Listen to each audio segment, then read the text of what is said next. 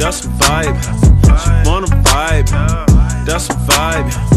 Yeah, that's a vibe. It's a vibe, and that's a vibe. Hi everybody, my name is Bree. I'm Anna. And I'm Bethany. And we are the panel. Today we have a special guest here with us in the studio. Her name is Jasmine Pitman. She's an outstanding student graduate from Weber State University, and she's a journalist. Hi, Jazz. Hi, everyone. Hey. Hey. Thank you for being here today. Thank you. Thanks for having me. Yay. Wouldn't have it any other way. No, we wouldn't. She's the personality. Oh my gosh. Right? So tell us just a quick bit about what your goals are and what you want to do in your journalistic field. Yeah, so I will just start this out with a plug to Weber State, go Wildcats. But yeah, so I just received my degree in multimedia journalism, and my goals are, I have quite a few things I want to do. I just really want to start with working on myself to make sure that I'm able to produce journalism stories that are basically that the viewers can understand. It gets to the point, and it just kind of gives them what they need to know. My emphasis would be for like community engagement and things dealing with the minority community as well as with politics, because I feel a lot of people in these areas don't really know about what's going on, in the sense of there's so many things that are being reported on what's what, and I kind of want to step in there and say, this is how to break it down, this is what you need to know. So those are kind of what my goals are. Do you feel, as a Black journalist, do you feel a responsibility to tell stories in a different way in the media? Yeah, I feel like, again, with the breaking it down, I feel like I need to be able to communicate to the minority communities in a way that they understand, so that they feel compelled not only to read the information, but to understand, grasp, and then take community action on it. Because, I mean, when we think about what's going on in our nation's capital, it always comes back to the constituents. It always comes back to the American people and how they can get involved, and how, if they don't like what they see, what they can do moving forward. Yes, that sounds great. Thank you. So today we're going to just jump right into the topic. We are discussing the movie Girls Trip. If you haven't seen it, should they go see it? Yes, go see Go it. see it. Yeah, go see it. Yeah. Yes, go see I Girls liked Trip. it. I thought it was worth it. Go see it. Mm-hmm. Yeah, so we all saw Girls Trip, and what did everybody think about it? Do you want me to start? Go I ahead. mean, okay. I have mixed feelings about it, honestly. Also, spoiler alert, so if you have not seen it, I mean, you might want to fast forward through. But I guess I felt two ways. I felt after the movie, like, yes, I'm so happy that there was, like, a all-black female cast, and that they were up there on screen. You know, we're getting our screen time, right? And the money is flowing in. So, like, you know, because we always talk about how it's important to fiscally support these, you know, these movies so that we can have more of them made in the future. However, there was a part of me, I mean, I'm like, yes, the Black sisterhood, but also at the same time, it's like this difference between, like, Black women and, like, female sexuality versus, like, the promiscuous side of it. And I felt like a lot of the time, you know, it was very sexual, you know? Yes. So there's that. I don't know. So I don't know. I feel kind of torn, because I'm like, yes, like, it was really funny. The characters are hilarious, right? Got some really great actresses. And it's like, I want to support our Black females, Black women in the media. But at the same time, it's like, I want to see more. I don't know. I guess the best way I could say it is, I feel like white women can, like, be in media and be portrayed as all of these there's different types of narratives. But when it comes to Black women, sometimes I feel like there's one narrative that is portrayed, and so that can get frustrating. Yeah, I felt the same way. I went to go watch it. I guess it looked funny, and to support Black women, you know. We're finally getting these roles, and we're making it on the big screen. A struggle that took a long time to, like, actually be seen on the big screen. And now that we have these opportunities, the movie was funny, yes, but there's a lot of funny movies and didn't really do anything for me, I guess. Just a lot of, it was I felt like it was sexualizing Black women. I felt like their only reason they went to New Orleans was to have sex, I guess. Is that bad to say? That's just how I felt, like, the whole movie. I was just like, and then the broken families, of course, the Black man's always cheating. Did you ever feel like during the movie, like, because I looked around at the theater, and of course, like, more table. So I'm always kind of looking around, like, please, like, don't think that, like, this is like all there is. I to, feel like they were laughing. I saw them laughing. I was like, you're laughing at us, you know? I was like, me and you were me and you and a couple were the only black people in there. Yeah. I'm like, I mean, but when you think about it, where we are located in Utah, I mean, you're going to see most of the population there anyway is going to be white. Yeah. And that's just kind of what comes with the territory. I personally, you know, we were there together. I was laughing through the entire thing. I thought it was so funny. There was some parts. Funny. Yeah, there was. And that's what I really took out. Like, I enjoyed the movie, but there are those things. So we didn't get. I mean, Dina was the crazy one. I mean, she was But then you also had Lisa, and you know how she was more the reserved. I mean, in college she was wild, right? I mean, then now she's the reserved mom of 2 kids, lives with her mom, you know, kind of thing. And so that was her in her situation, coming back and recognizing and claiming back her sexual freedom in a way. And that's why in her case, I wasn't too angry about it, because in a way she went from being cheated on and divorced by her husband, and then she like became like, oh my gosh, no, I can't deal with this, I can't date, I can't do anything. And of course it would be a more ideal in the way of you're dating, you're in a relationship, and then those things follow. But in that sense, I was like, can I really be mad at her? Yes, her friends were encouraging her to go sleep with some random guy just to get her sexual freedom back. It's like, what if she gets pregnant by this guy? What if she gets an STD? Like, let's talk about the realness. Yeah, of it. like. But I mean, hopefully, she's a grown woman who's a mom of 2 kids. Hopefully, she's being smart about it. Being smart about it, using protection. But sometimes things just happen. I didn't like how they were encouraging her to go out and sleep with random guys. That's true. But then you have what's her name's character, Hadish, Tiffany. Yeah, Tiffany Haddish's character, who, like, I remember there was one part where she's like, ooh, and I got, what did she say, syphilis? She's like, and that can be treated, you know, and here we go, and, you know, she kind of went on, so I'm like. So that's not what I condone, no. Right. So so I guess you could say there was somewhat of a balance between these characters. Like, you did have, right, Jada Pinkett Smith's character, who was more of, like, more reserved, also, and let's talk about the, not only, like, I definitely think they played on the stereotypes of, like, sexualizing the black women and the cheating black man and different things like that. But also let's look at the flip side of this and say, here are 4 women who have careers, who are not, like, they're not, you know, waitresses, they're not maids, they're not strippers, they're out there, you know. Ryan goes there, Regina Hall's character, she goes there to Essence to work and just decides to bring her girls with her.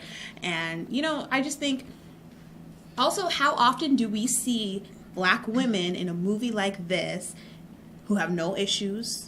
I mean, no, like, big issues. There's not one big problem that they're not trying to escape slavery, or, like, you know what I mean? Like, they are just, like, they went there to have a fun time. They've got to work out some personal issues between them. But, like, for the most part, it's like. So you're saying, like, 12 Years a Slave versus, like, no, like, we just want to portray a normal story of people just going out, having some fun. Well, like, look back to, like, other rated R comedies like Bridesmaids. We didn't look at Bridesmaids and go, they're really sexualizing women and, like, that's an issue. You know what I mean? We allowed them to have the freedom of being sexual beings and still being seen as, like, white women. Cast? Yeah, because white women don't have as much of a struggle, I guess, to be seen as what they are, because you know that's where I guess I want better representations of black women. That's why it's a little bit disappointed with the movie and that it sexualized them.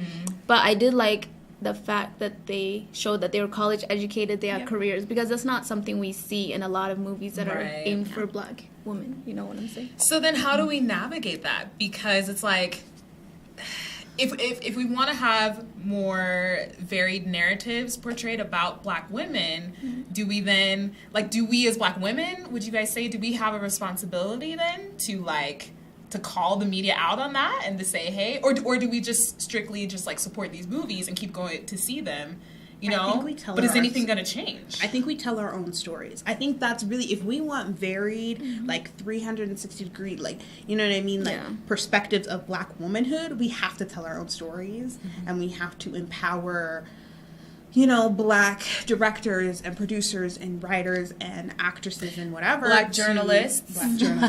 Right. To to tell these stories and in different ways, and some of them are going to be sexual stories, and some of them are going to be not. So and my question is like, well, when we say, you know, we want to take out the narrative of the cheating husband, we want to take out the narrative of over-sexualizing our women. Right. So what, because we already know when you have a movie, there has to be some type of drama, some type of issue. That's true. So at what point do we say what can stay and what can go without, you know, having a flop? What are we doing? What does that change? There's white movies that don't have any of that. So we don't need that. We don't need sexual. Look at disagree. What Taken? What's sexual about it? Like, well, okay, a girl gets. But I think they were selling her into like sexual yes, slavery. but But that's the like entire base how of the about movie. no? How about Eagle Eye? There's a lot of like white movies that don't have anything to do with their stereotypes. So if there's no or cheating and there's no broken homes. sexualizing, then there's violence, right? And then that's a problem as well. Why can a little black girl get kidnapped and her dad goes to save her?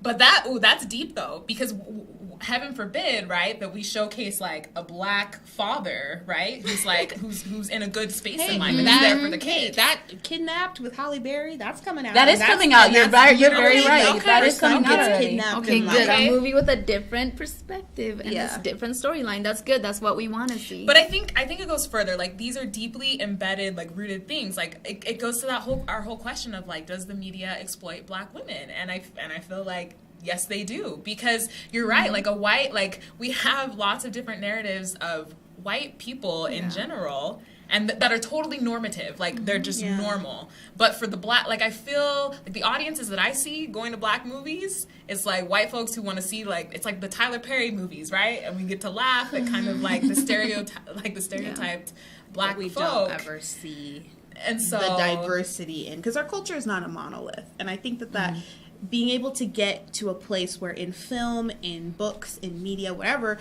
we are representing our culture as more than just the Love and Hip Hops, the black basketball wives, which, side note, they are way too old to be acting a fool on screen. They got kids in it, like grown kids and everything, but that's another issue. But you know but those are spaces, I guess, okay, here's a question. How do we have the responsibility then to hold, you know, like black celebrities accountable for the spaces that they, you know, the jobs that they take, the spaces that they put themselves in? I think they value money so much, or these reality stars, they just want to get a check. They're not thinking about the long-term implications that their actions are going to have on us, getting jobs, or just facing stereotypes they're putting on us. Like, I'm sure people, when they just see me, they're like, black girl, oh, she's loud, she's like this and that, you know? And then we're not, like, growing up in Utah, I'm sure we all faced these stereotypes that we're nothing like. Totally. Like, because I of can't our tell you skin how many color. times someone comes up to me and they're like, hey, girl, how you doing? They change girl, the you way looking they even good. talk to us. You know, I'm like, I don't speak I'm like, I don't even talk like that. What do you mean? I understand a regular hi, just like you greet everybody else. You don't need to put in the extra, you know, like, hey girl, and just, you know. And like there are certain times that I will talk like that. Like I'll talk like that, you know, amongst, you know, my black sisters, you know.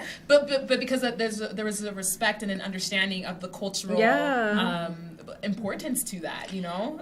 I think, to answer your question, Brie, I think we hold, I mean, to a certain point, like reality stars, I don't know if you can I think ever, they're in a different category. yeah, entirely. I think that's a different issue, because also then we have to take it like as a consumer, what responsibility do we hold? That's You know, true. do If we we're have? watching it, Exactly. they're gonna keep Watching. making it. Yes. Yeah. That's I why think don't it watch does fall on the Kardashians. backs. It falls on the backs of the directors, the producers who have come up with the idea itself, the people who are willing to participate, and those who are willing to consume whatever the show is. I think it falls on everyone, and then we have to decide at what point money talks. If you're not putting in the time to watch the show, you're not putting in the money to go watch the movie in theaters or even get it on Redbox, at what point, you know, they're going to be like, wait, this is not working. Let's try a different angle. And that's where it's like, okay, well, when are we going to say, oh, we're not going to support XYZ because it shows us in this light? Yeah. And we're not the ones getting the Right. checks. We're the ones that are having to face the aftermath of what they portray on TV. It comes into our real life, and Does it's it- like, Does making that move, though, hurt our black, you know, actors and actresses and hinder them more than it will support them, though? Especially if, like, because I mean, if they're setting up GoFundMe's and we're, you know, and Kickstartering their own projects, that's one thing. But if we're not, then and we're saying, oh, we won't support you guys in roles like this, but those are the only roles that are available for them to That's take. where the conversation has to come into, why can't we broaden the roles? That's what you were trying to say earlier about that. And that's why I was saying, because right now in the mindset of, you know what we've been shown in and how we've been shown to the public, right? That's why people come up to you and like, hey girl, what's going on? Because that's all they see on TV. That's all they see in movies. Right. So we have to have that conversation and the willingness, because conversations are great, but the actual action of willing to cast someone in a different light that doesn't include any of those stereotypes. But talking about casting someone in a different light, then you have to think of the directors. Do we have black representation? Not just because, okay, yeah, sure, we've got the actors, but then we have to go a step further and say, but do we have directors? Do we have producers of color? Do we have, you know, people who have the mindset to say, yes, like, and we should have a cast that has, you know, different, you know, multicultural people and people of different religions. Someone who, you know. And that's why diversity, just 1 second. That's why diversity is so important, is because that will allow, even in my case of a newsroom, to report in a more holistic sense, because we have more than one angle coming in. You have more than one life experience. And that should be the same with the producers and the directors up top, too. And then also having it open up to more people will definitely allow for more dialogue to happen. That's what I believe. Okay. I was going to say, well, I think that the one thing that's going to be really hard about changing these narratives is the fact that black trauma is very profitable, especially to white audiences. People love to see slave movies. They love to see maid movies. They love to see single mother movies. Like, y'all should have seen us when we came out of The Help. These older middle-aged white ladies, they're like looking at us like, feeling bad. Bless your souls. And like, we're grateful for the things your family has been through. And I feel like these shows on TV and even some movies, they're not like, I think we've had an awakening in our community. I don't know if it was the election of Obama or maybe the police shootings. That I don't know. I feel like we've kind of had an awakening to progress and something that hasn't been done for so long. I feel like we've been complacent for a really long time, and now a lot of people were sleeping. Everybody's getting educated on their roots, you know. Their roots and just their hair. We're just actually appreciating ourselves, and I feel like these things they show us on TV are no longer, or they never been, like, conducive to our growth. How do you guys feel about that? I feel strongly about that.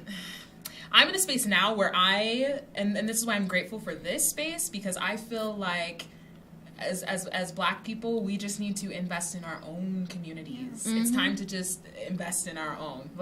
But with that me mentality. What do you mean? So just like, I gotta take care of me and my own. No, she means a community instead of waiting for outside that's people what I'm saying. To care about us. Yeah. That's what I want. Like, I'm with you on that. But how can we go about doing that when it's all about me, or it's all about like what the one person wants for themselves? And does that make sense? What do you mean though? So I'm just saying, like, when we could invest in, like, we can have our own grocery stores, we can have our own businesses, right? Right. You know what I mean? Have our own banks. But that means the community coming together and helping support one another when we're always tearing each other apart. Well, and that's a barrier that we have to overcome. That we have to overcome that. How? That seems to be our biggest obstacle. Speaking of, like, I know one example in media right now, and Matthew Cherry is a director. Matthew Cherry, follow him. He is producing. I hope don't so. know. I hope so. We really hope so, though. Like, please have some type of like. I don't know, but he's black and his last name is Cherry, so maybe.